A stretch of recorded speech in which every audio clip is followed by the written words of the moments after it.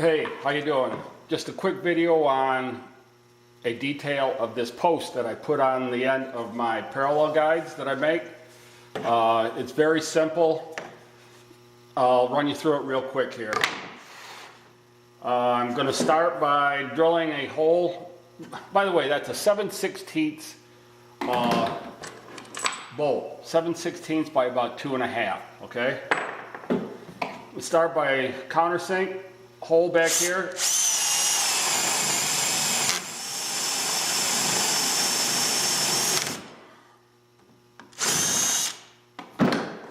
Deep enough to bury the head of that 7/16 bolt. Now I'm going to drill all the way through with a 7/16 bit.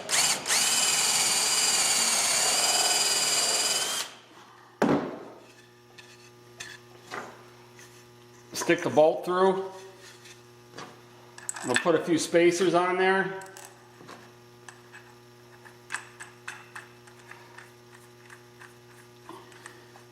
And tighten this down. That holds it nice and straight, and it sucks it in nice and tight into that countersink. Now I'm going to take some 5-minute epoxy, and I'm going to epoxy around that head. And I'm going to let it set overnight.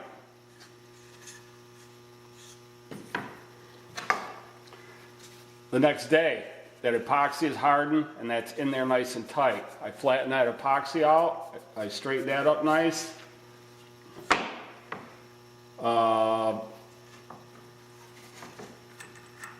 Obviously,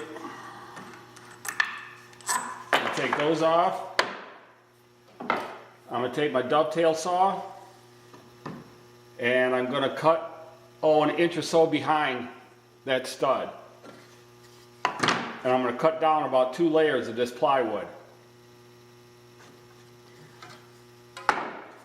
Then I'm going to take a chisel and I'm going to chisel that out.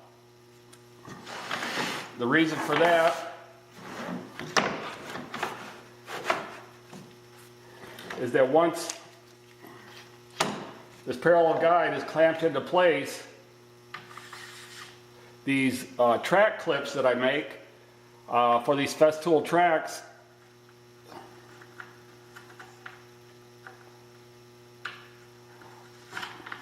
once they're in there, they're very easy to clip onto those these studs that I put in there, and that's very secure. With the parallel clamp down to your plywood, and everything clamped to your work surface. And this is clamped on both ends. This is going nowhere. You're going to get nice, straight, consistent cuts. The reason I go with a 2.5-inch 7/16 is at one time I was using these rulers for my parallel guides, with these little clamps that come with them. The holes that are in the ends of these rulers are just the right size to tap for a 7/16 inch bolt. So that's why I started with a 7/16. I just stayed with it. It fits nice into the crook of that hitch pin clip. And the length is nice so that once it's in there, I can cut the threads off and those aren't catching on anything. And I got a nice little stud there that's real easy to take everything on and off, just like that. Pretty slick. All right, I'm going to make this it for this, for the studs. I'm going to go through making these clips next. Hey, and by the way, the reason that I cut that notch out here so that this clip fits on there nice. If this is a full 3/4 all the way to the end, then that clip wants to rub up against the end of the board and it just doesn't work as nice. That's why I cut this notch out in the end of this plywood.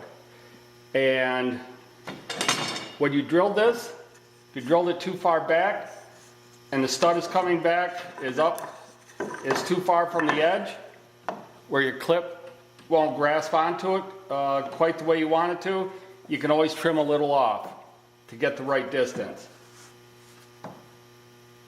I started with about a 1/2 inch back. This one would be way too far. I'd have to trim this off in order for this hitch pin clip to attach on there. Another thing, originally I made these track clips higher so that the clip would clip on above this 3/4 inch ply. But the problem with that is then there's too much leverage because these are on there pretty tight. I mean, that's quite a bit of tension. With that much tension and this pin up another 1/2 inch and having two of them, it tended to flip the track up like that. There's that much tension holding these in.